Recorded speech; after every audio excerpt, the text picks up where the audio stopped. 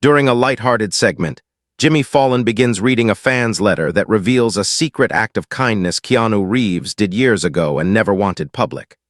Overwhelmed by the memories and attention, Keanu suddenly walks off stage, leaving Jimmy and the audience stunned. When he finally returns, his emotional confession about loss, humility, and kindness changes the entire atmosphere of the show. The letter. I still remember the night it happened, because everything in that studio felt normal until the moment it didn't. What started as another funny late-night show quietly turned into something nobody in the building was ready for, not even Keanu himself. Backstage at 5:30 p.m., Jimmy was pacing his dressing room the way he always did before a big guest. The writers had stacked cue cards on the table, the producer was checking the rundown, and someone had set a plain white envelope right in the middle like it had walked there on its own. On the front in blue ink were 4 words: "For Keanu, please read."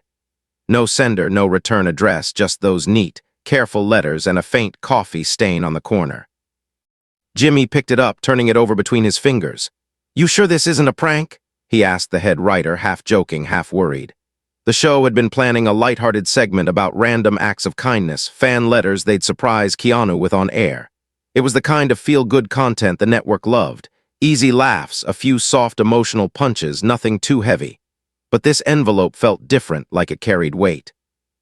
The paper was thick, and whoever had written it had pressed down so hard you could see the grooves of each word from the back. The producer, Maya, checked her phone again, tension hidden under her calm voice. "Security scanned it. It's safe. It came with the regular fan mail, but look." She flipped open a photo on her screen, a blurry picture of a woman holding the same envelope standing outside the studio door. Even in low resolution, her eyes looked tired and determined, the kind of look that comes from living through something and deciding you're going to make it mean something. "She waited outside 3 hours, Maya said. Told the page it was important, said it might be the only way she could ever thank him." Jimmy exhaled slowly. As a comedian, he lived for surprise. As a person, he hated hurting people by accident. "Does Keanu know about this?" he asked. Everyone in the room shook their heads. The plan was to slip the letter into the kindness segment at the end of the interview. A genuine reaction, real emotion, ratings gold. But Jimmy kept staring at the envelope, thinking about the way Keanu always moved through the world. Soft-spoken, a little shy, always dodging compliments like they were bullets in one of his own movies. Stage manager popped his head in. "We're live in 15. Keanu just got here." The room shifted, suddenly busy. Someone powdered Jimmy's face, another person clipped on his mic. The cue cards were gathered, and the letter disappeared into the inside pocket of Jimmy's suit jacket, resting right over his heart. As they walked down the narrow hallway toward the bright glow of the studio, Jimmy could feel the corners of the envelope pressing against his chest, like the words inside were already trying to get out. Out on stage, the energy exploded. The band played, the skyline lit up behind the desk, and the crowd roared as Jimmy ran out, soaking it all in. The monologue hit every beat. Jokes about New York traffic, a playful jab at Keanu's latest action movie, a goofy dance that made the front row scream with laughter. For a while, it was just fun, pure, loud, uncomplicated fun. If you watched from home, it looked like any other night. What you wouldn't see were Jimmy's fingers brushing the edge of that envelope. Every time he slid his hands into his jacket pockets between jokes. Then the big moment arrived. "Ladies and gentlemen," Jimmy grinned, "please welcome the one, the only." The band punched out a dramatic riff. The audience jumped to its feet, and Keanu walked on stage in a black blazer and boots that sounded solid against the floor. He waved like he always did, a little awkward, a little overwhelmed, as if he still couldn't quite believe people cheered this loudly just for him. He hugged Jimmy, shook hands with the band, and sat down, leaning forward with that relaxed, humble posture that made viewers feel like he was visiting their living room, not a high-pressure TV set. The first half of the interview was everything the network dreamed of. Jimmy played a clip from the new movie where Keanu jumped from a speeding train. They laughed about how many takes it took and how much his knees hated him now. Jimmy tried a clumsy karate move, and Keanu gently corrected his stance, guiding his arms, the audience howling as their host pretended to be some sort of action hero. There was an easy warmth between them, like old friends catching up. When Jimmy teased him about how fans called him the internet's boyfriend, Keanu's cheeks actually turned a little pink. "I'm just an actor, man," he said quietly, shrugging. "I just try not to be a jerk." But beneath the jokes, there was a quiet thread of something else. Every time the crowd's laughter peaked and the cameras cut to a different angle, Jimmy's hand drifted toward that inside pocket. Every time Keanu glanced his way, there was a small crease between his brows, as if he could sense a question waiting in the air. The director's voice crackled in Jimmy's earpiece. "Letter segment after the next break, okay? Let's give them something special." The machine of television kept moving, but the human part of Jimmy hesitated. Was he about to cross a line for the sake of a viral moment? They went to commercial with a joke and a high five, the band playing them out. On the darkened stage, while crew members rushed around, adjusting cameras and refilling water mugs, Jimmy leaned closer to Keanu. "Hey, man," he said, voice lower, almost lost under the noise. "We've got this little surprise thing at the end. Fan letter segment. You cool with that?" Keanu smiled, the corners of his eyes soft. "As long as it's not a marriage proposal," he said, trying to keep it light. "People on the internet are creative." They both laughed, and Jimmy decided not to say more. He told himself it was fine, that kindness couldn't ever really hurt someone. He did not know yet how wrong that thought could be. The lights came back up, the red ON air sign glowed, and the audience returned from their break buzzing with sugar and excitement. Jimmy shuffled the cue cards for the final segment, fingers trembling just enough that only he noticed. "All right," he said into the camera, the practiced host voice slipping back into place. "Before we go, we wanted to do something a little different tonight." Keanu's known for being one of the nicest guys in Hollywood, and we get a lot of letters from people whose lives he's touched in small ways. There's one in particular that, well, it stood out. The studio quieted on its own.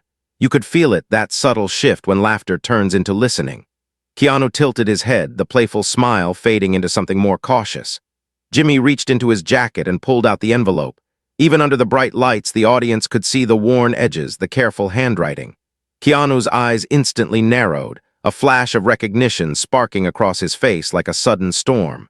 For a fraction of a second, he looked as if he'd seen a ghost. Jimmy slipped the letter out, the paper whispering softly as it unfolded. His throat felt drier than usual, but he started anyway. "Dear Keanu," he read, his voice slowing. "You don't remember me, but you held my hand the night my world ended." The audience made a soft, collective sound, part curiosity, part unease. Keanu's body went completely still, his fingers curling against the armrest of the chair. The name at the bottom of the page caught his eye before Jimmy even reached it, and whatever color was left in his face began to drain away. Jimmy looked up, confused by the sudden emptiness in Keanu's expression, and realized too late that this letter wasn't just another sweet fan story. It was a door to something he'd never meant to open on live television, and Keanu's lips parted, as if he were about to say something that could change everything. "The night he stayed." Jimmy's voice trembled a little as he kept reading, and the studio air felt heavier with every word. "It was 10 years ago on a cold Tuesday night," the letter said. "My car had spun out on the rain and we hit the divider on the highway. My husband, he didn't make it. My little boy was trapped in the back seat bleeding and I was screaming for help. Everyone slowed down to stare, but nobody stopped. Everyone but you."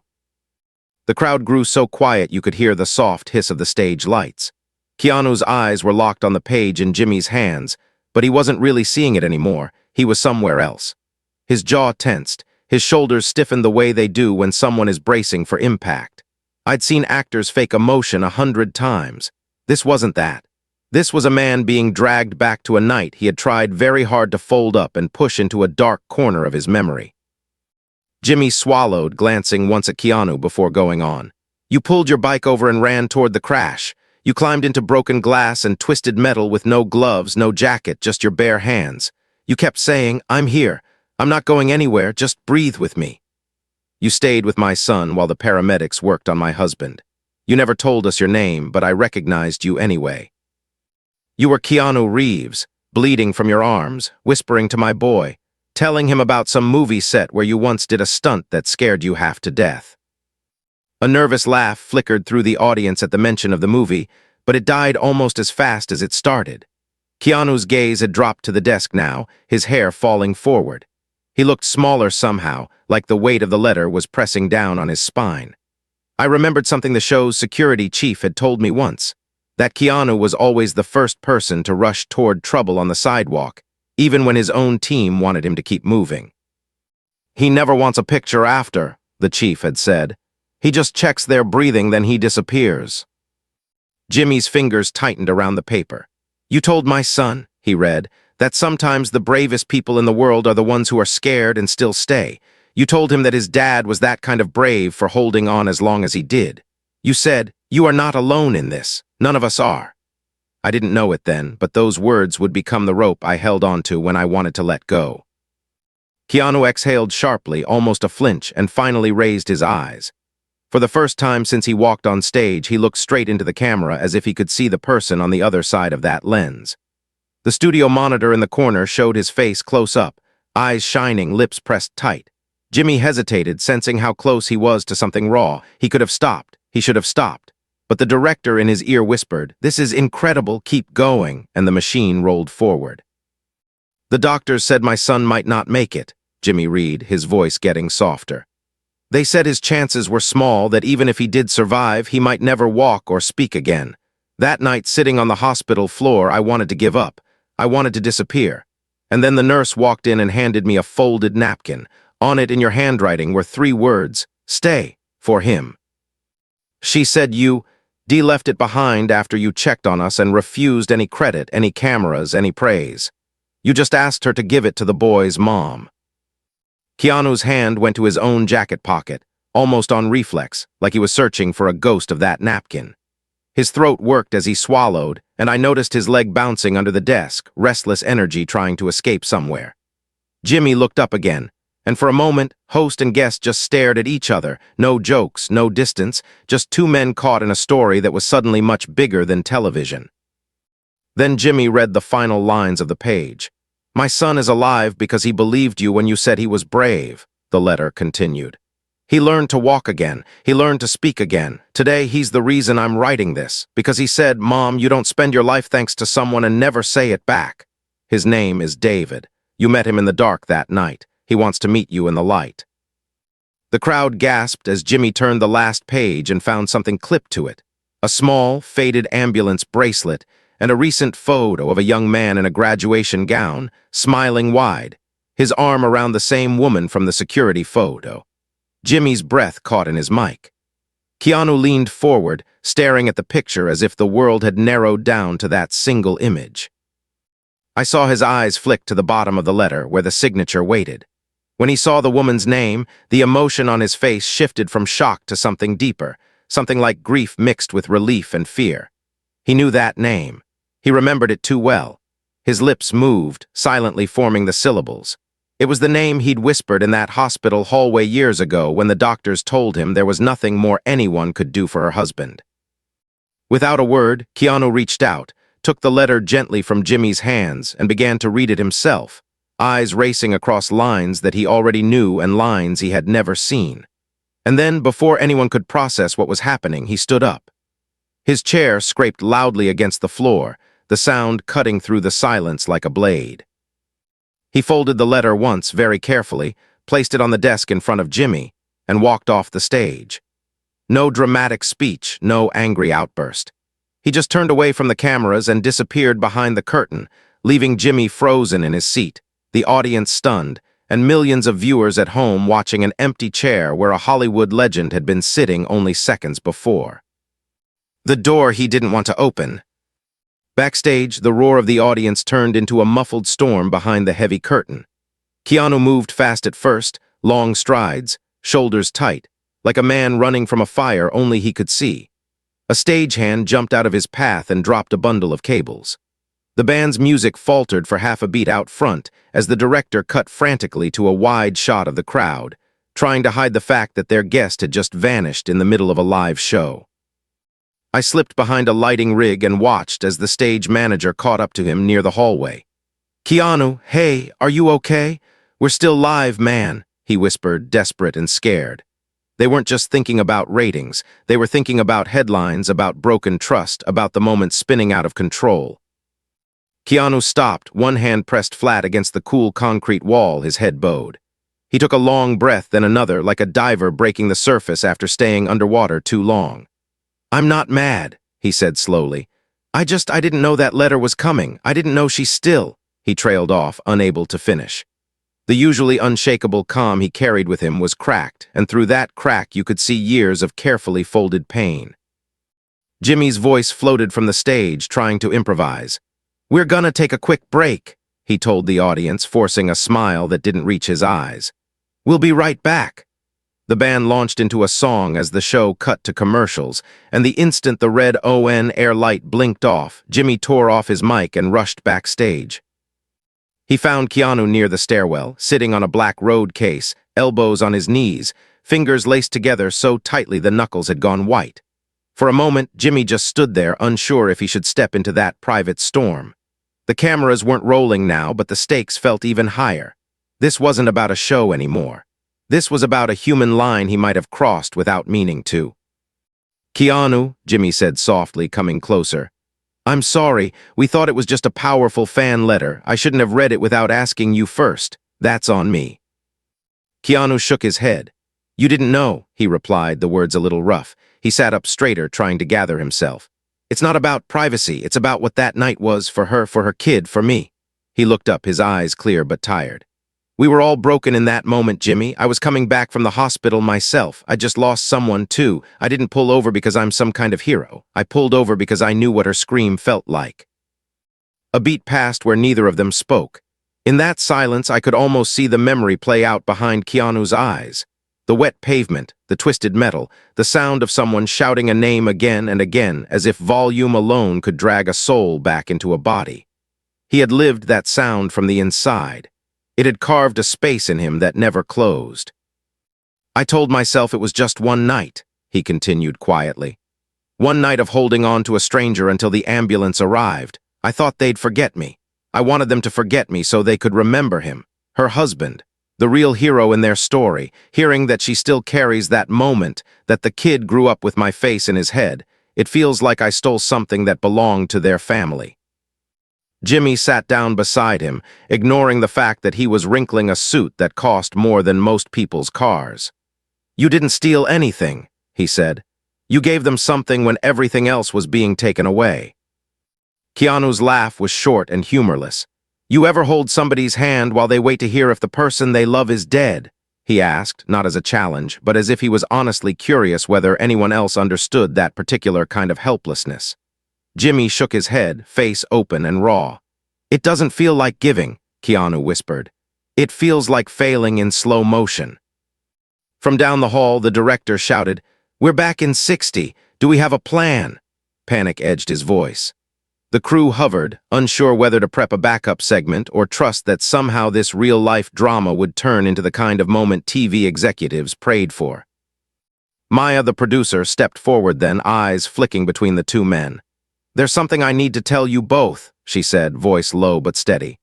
"The woman who wrote that letter, she's here. She's downstairs. We invited her in case." She hesitated, guilt coloring her cheeks. "In case you wanted to meet her on air." Jimmy closed his eyes briefly. He hadn't known that part. The surprise now felt heavier, less like a gift and more like a loaded question. Keanu's head snapped up, a flash of panic breaking across his calm. "She's here," he repeated. "Right now." Maya nodded. "She didn't want to be on camera unless you were okay with it," she added quickly. "She said she'd waited 10 years to say thank you. She can wait 10 more if she has to." Keanu stared at the floor, breathing slowly. You could almost see the tug-of-war inside him, the part that wanted to protect his own scars and the part that had pulled his bike over in the rain that night without thinking.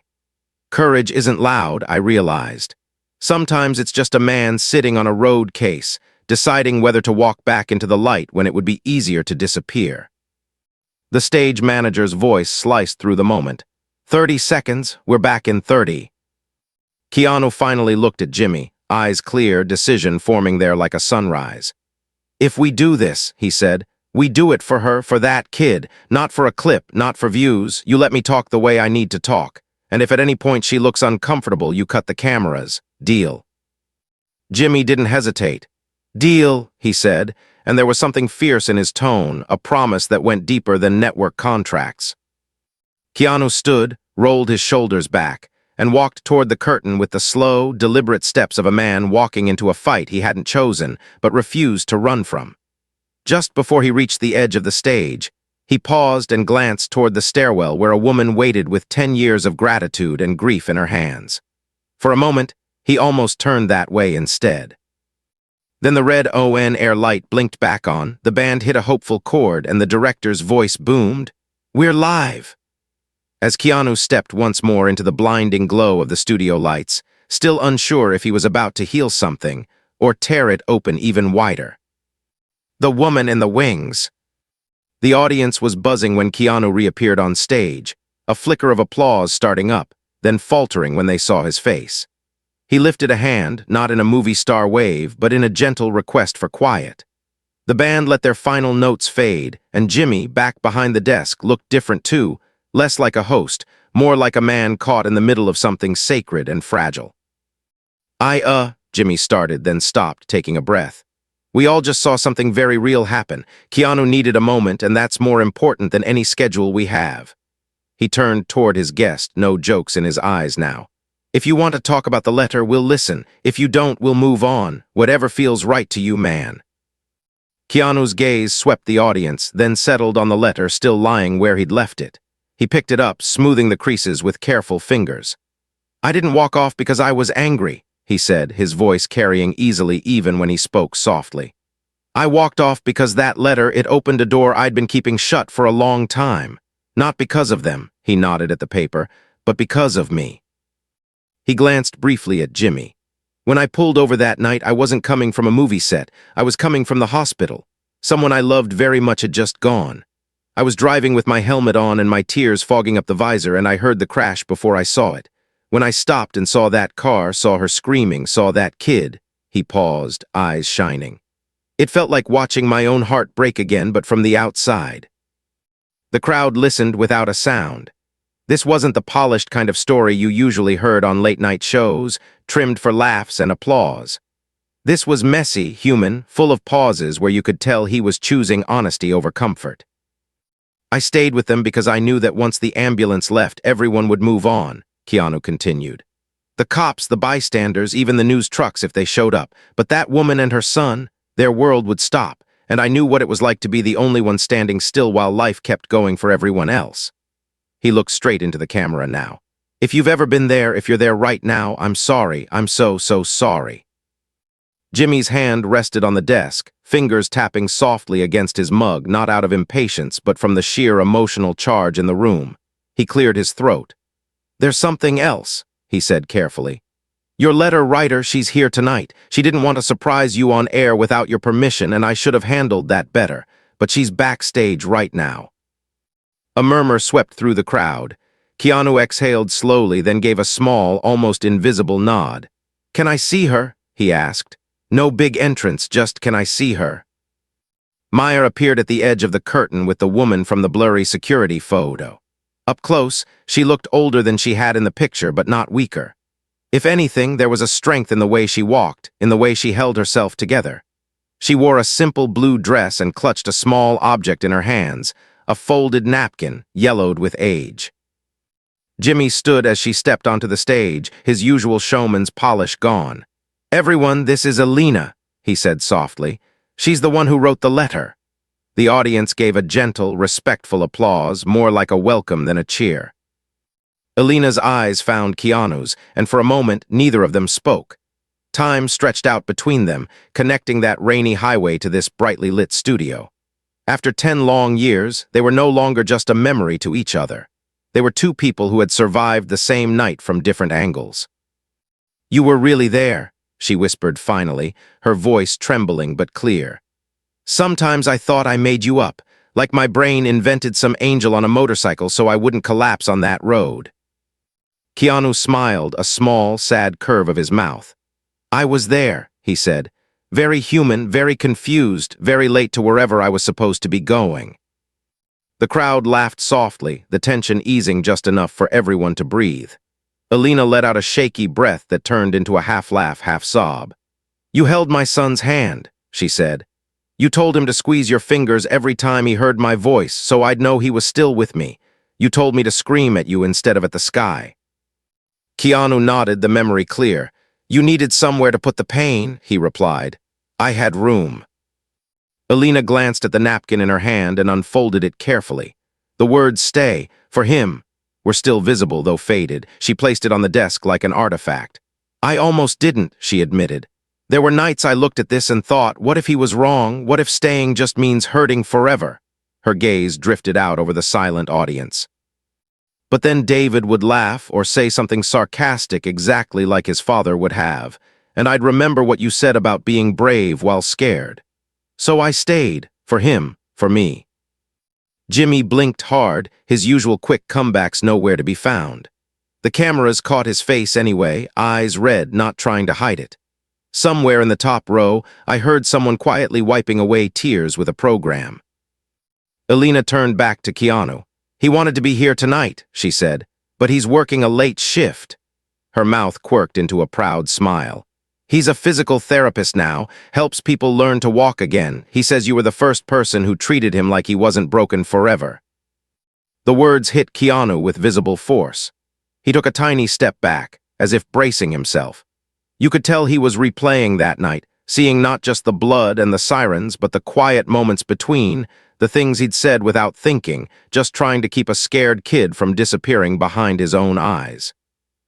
Jimmy looked from one to the other, understanding dawning in his expression. "Keanu," he said gently, "you always try to duck the nice guy thing, but this is more than just being polite in an elevator. This is what real kindness looks like." Keanu shook his head, struggling for words. It's not a brand," he said finally. "It's not something you put on a poster. It's messy. It's inconvenient. It costs you time and sleep and sometimes pieces of your heart. I don't want anyone thinking I'm special for doing the bare minimum of being human." He turned to Alina. "But hearing what your son became, that he's out there helping people stand up again, that makes all the nights I wondered if I did enough feel a little lighter." The director whispered urgently in Jimmy's ear about time, about schedules, about sponsors waiting in the commercial break.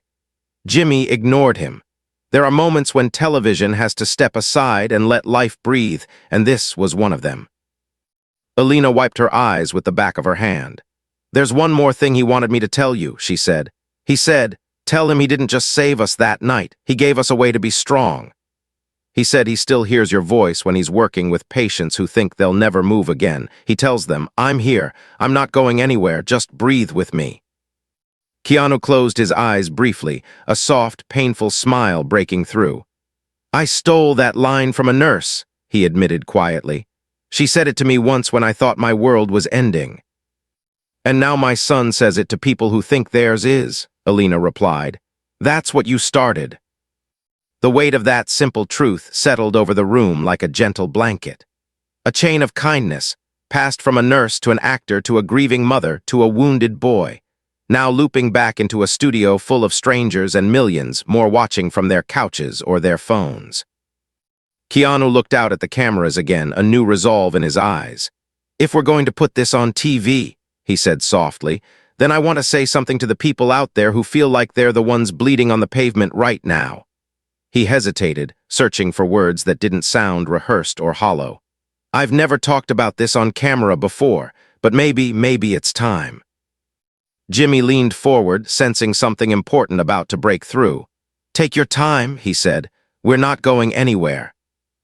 Keanu drew a slow breath, gathering a story he had carried alone for years, ready to lay it down where the whole world could see it. And he opened his mouth to speak as the red tally light on the main camera glowed brighter, every eye and ear in the building locked on him. The weight he shared. "My life has not been a straight line," Keanu began, his voice low but steady. "People see the movies, the premieres, the memes, and they think that's the whole thing. But there were long stretches where I didn't know if I wanted to get out of bed. Loss can do that. Grief can bend time. You wake up and it's been 10 years and it still feels like yesterday." He glanced at Alina, then at Jimmy, then out into the crowd, as if he were speaking to someone sitting alone in the last row.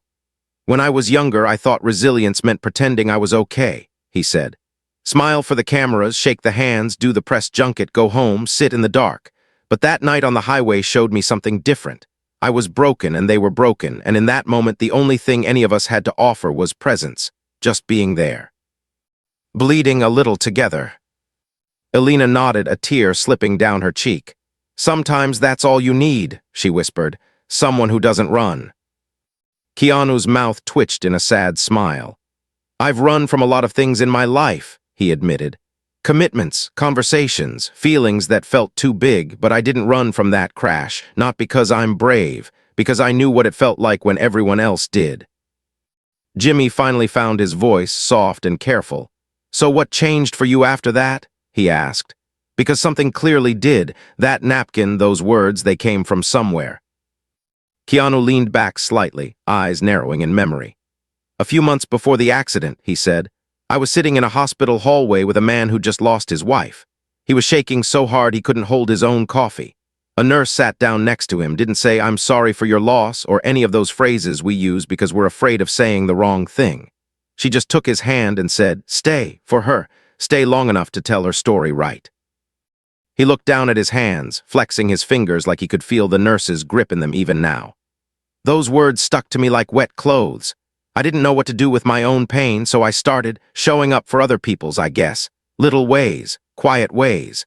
I'm not talking about big charity galas or press releases. I mean carrying groceries, paying for someone's meal without them knowing, sitting on a bench with a stranger who looks like they're about to disappear. The audience listened, many of them with eyes shining, some with hands over their mouths. This wasn't the polished inspiration you found in motivational posters. This was simple, awkward, true. I don't always get it right, Keanu continued. I mess up. I say the wrong things. I shut down sometimes when I should reach out. But that night with Elena and David reminded me that even the smallest action, the ones that feel like they can't possibly be enough, can echo for years. Maybe even generations. And that's terrifying, because it means the opposite is true too. Our cruelty, our indifference, our silence, they echo too. Elena took a small step closer, her voice steady now. But you didn't choose silence, she said. You chose to stay. And because you did, my son is out there choosing to stay with his patients every single day. There was a gentle rumble from the crowd, soft applause mixed with sniffles, the sound of people processing something that touched a place they usually kept guarded. On the monitors, the live commentary scrolling online had shifted. Fewer jokes, more people sharing their own stories of strangers who showed up when everything fell apart. The episode was no longer just entertainment. It had become a confession booth, a support group, a quiet revolution of kindness. Jimmy rubbed his palms together, thinking. You know, he said, when we planned this segment, the idea was, let's show off how nice Keanu is. He winced at his own words. That feels cheap now. I think what we're really talking about isn't being nice, it's being human, and that's not a celebrity thing, that's an everyone thing. Keanu nodded. Exactly, he said. I don't want people walking away from this thinking, wow, that actor is such a saint. I want them thinking, I could pull over, I could stay 5 more minutes, I could send a text that says, hey, are you okay? Instead of assuming someone else will. That's the whole point. He looked back at Elena. I never expected to see you again, he admitted. Part of me didn't want to, not because I didn't care, but because I was afraid you'd look at me and see the night your world ended. I didn't want to be that memory for you. Elena shook her head firmly. You're not, she said. When I think of that night now, yes, I remember the sirens and the cold and the way my husband's hand slipped out of mine. But I also remember a stranger crawling into a wrecked car without hesitation. I remember someone who didn't try to fix the unfixable but refused to leave us alone with it. That's the version of you that lives in my son's mind, not the movie star, the man who stayed. For a moment, Keanu couldn't speak. His throat tightened and he blinked rapidly, fighting the wave of feeling rising in his chest. When he finally managed words, they came out rough and unpolished. Thank you, he said. Not for the letter, for surviving, for raising him, for proving that staying is worth it even when it hurts. Jimmy glanced up at the clock again and then did something I'd never seen him do. He reached up and unplugged the small earpiece that kept him tethered to the control room. The director's frantic protests died in his ear.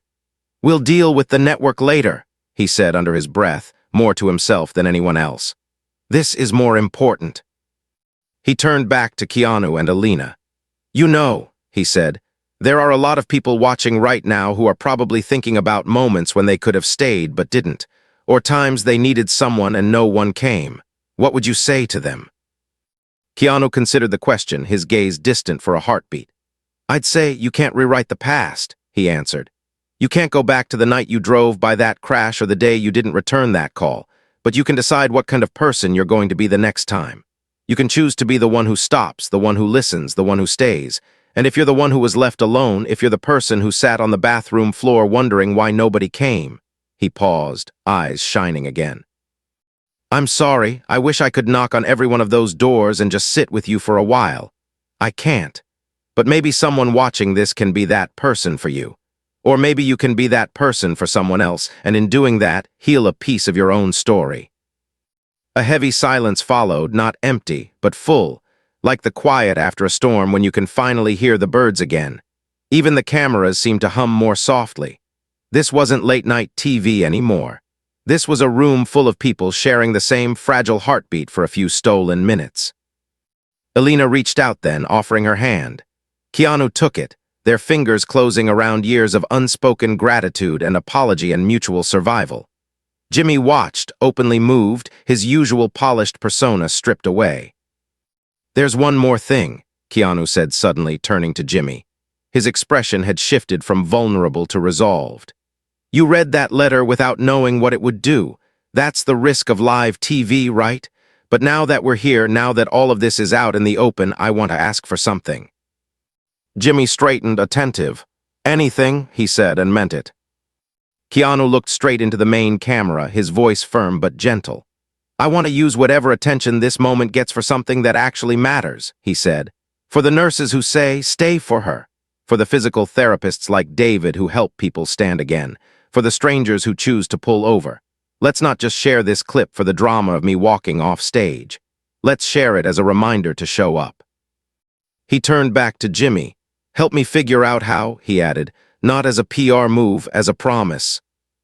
Jimmy opened his mouth to respond, eyes bright, but the words caught in his throat as he glanced down at the desk, where the old ambulance bracelet still lay next to the yellowed napkin. His fingers brushed the plastic band, and an idea seemed to hit him all at once, lighting up his face with something new, part determination, part hope, part fear of just how big this could become if they dared to follow it through.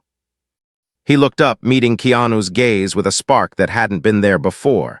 "Okay," Jimmy said slowly, his voice gaining strength. "Then let's do something we've never done on this show." And as Keanu and Elena watched, unsure of what he was about to propose, the studio held its breath, balanced on the edge of a decision that would carry the impact of this night far beyond a single episode, far beyond one letter, and into the lives of people who had no idea yet that a late-night talk show was about to change the way they thought about what it means to stay.